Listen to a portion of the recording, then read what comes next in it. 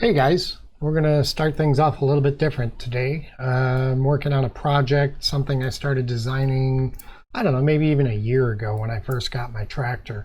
It is a carryall, three-point hitch carryall. A lot of people on YouTube have made videos how to make them super economical, super functional. There's just all different variants out there, and I looked at a lot of them and tried to decide what I was going to need as far as functionality goes with the projects that I want to do around the property. So for the most part, this is what I came up with.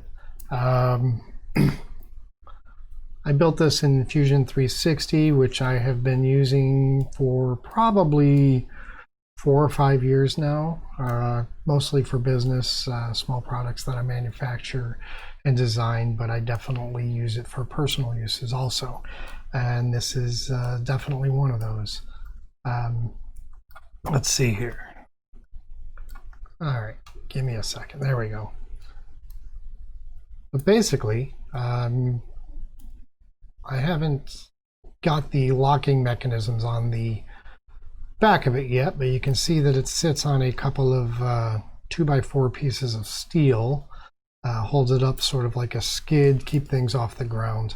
Also, basically, I am not making this a three-point attachment. What I am going to be using is this three-point pallet fork that I had bought right after I bought the tractor. You can see this hooks up to the three-point. Basically allows you to back up into a pallet, lift it, move it around. Now, this would be great because I'll be able to move the carryall around with the front forks, the rear forks. Just gives me all kinds of options. But if you look closely at this picture here, you've got these ears or tabs that stick out here for the pins for the three-point. And also pay attention to this triangulated area here.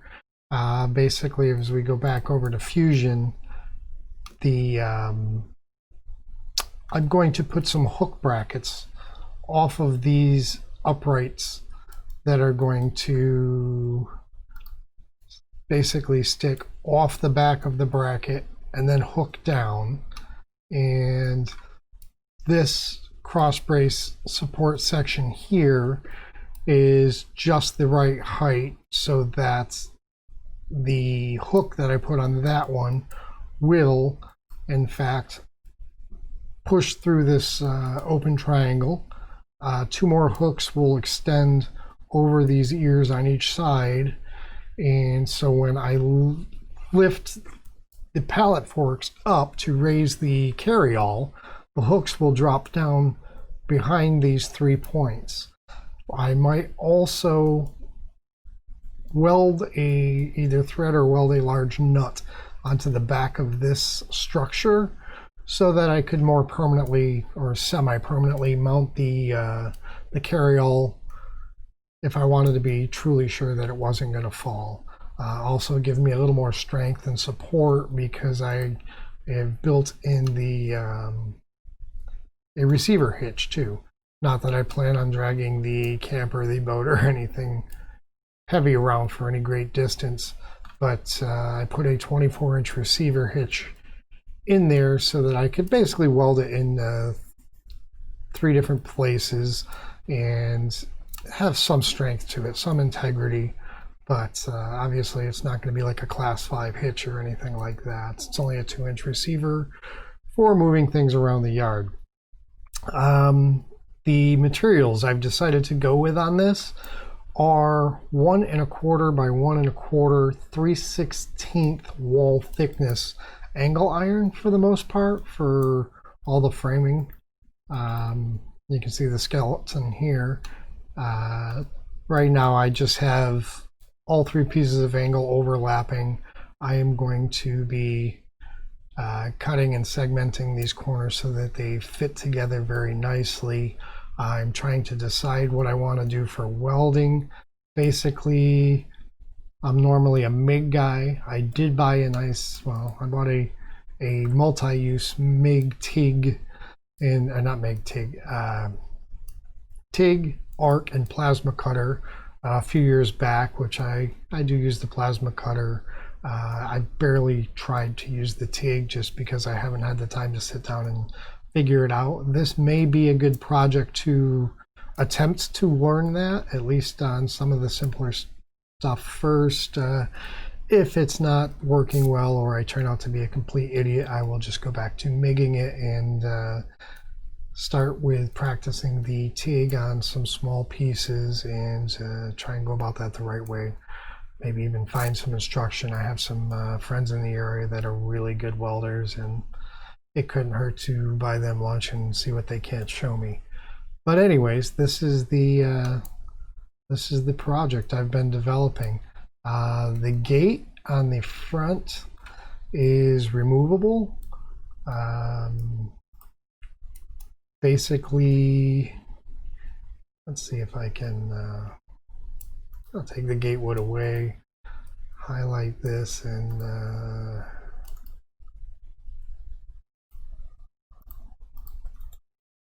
let's see, move. Okay, so you'll be able to see that, come on. Okay. Ugh, I hate it when things don't go as planned. But it's only going to move that one bar, isn't it? No, it's all reference, so it's not going to allow me to do anything. But if you look, you can see that I have some just simple pockets down here for these tabs to drop into. Again, 3/16 plate, virtually everything on this. And as I raise it up, I will have a couple of extended arms that reach around the sides of the carryall. Serve two purposes. One is the gate is dropped into place. It obviously indicates and locates everything. It keeps it from falling open. And also, two, the fact that this bends around the two upright sides is going to keep those from spreading too much if I have weight in there that's or items in there that are pushing against the sides. But for the most part, I plan on using 5/4 by 6 regular decking for this. I was going to go the route of the 2x6 decking like I did in my woodshed build because, well, it's more economical, but in this case I figured shaving off just that little bit of extra weight was worth paying the extra money because this structure is already going to be relatively heavy. So I don't, if I can shave off another 20 pounds in wood or so, I figured it would be worth the trading off for the cost savings. If you look at the gate, you slide it up, you can pull it off, and then I've got these tabs on the top rail here and along the back rail, and let's see, oops, you can see I made a couple of holes in these tabs, so as you can take the gate, you can lay it across the top, slide it into place, and gently set the lower tabs over these rear pins, and that will hold the gate on the top for a decent flat work surface. And the pins will keep it from wanting to slide backwards and come off the carryall when I'm driving around the yard if I need to move from one place or another while I have it set up in like a workbench situation. So anyways, that's the gist of what I'm trying to do. I think it'll work just fine. If it doesn't, it will not be too difficult to take and convert the face of this into just a normal 3-point attachment.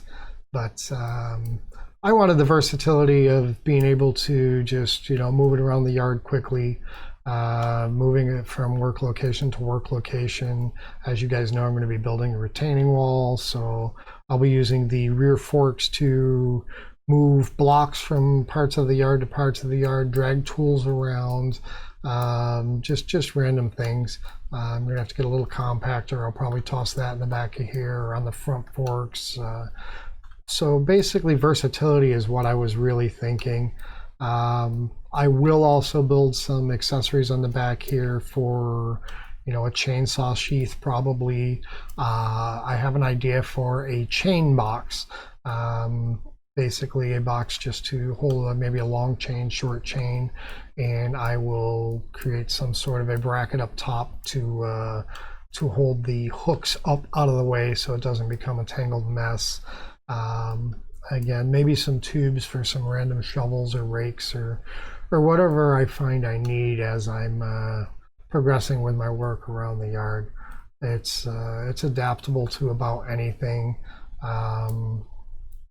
There's all kinds of things. I mean, I could weld some threaded nuts across the top of this and have attachments that will thread on, thread off, indicated for different jobs and uses. I know it's getting a little excessive, but I like things to be modular and functional, so that's what I'm shooting for. So I haven't done a thing on this project yet other than design it here in CAD, and basically today I'm going to start cutting metal, doing some basic layout, and see what I can't get done. So I'm going to head down to the workshop and get started. Thanks for joining. Okay, I'm back. I hope you didn't miss me too badly, but after reviewing the video that I just shot, I realized it was a little over 10 minutes long already just for an introduction to the project, and this is going to take some time. So I have figured out that you guys don't like watching videos that are too excessively long, so I'm going to cut this one short here and make a series. So this is the introduction. Stay tuned for the next video.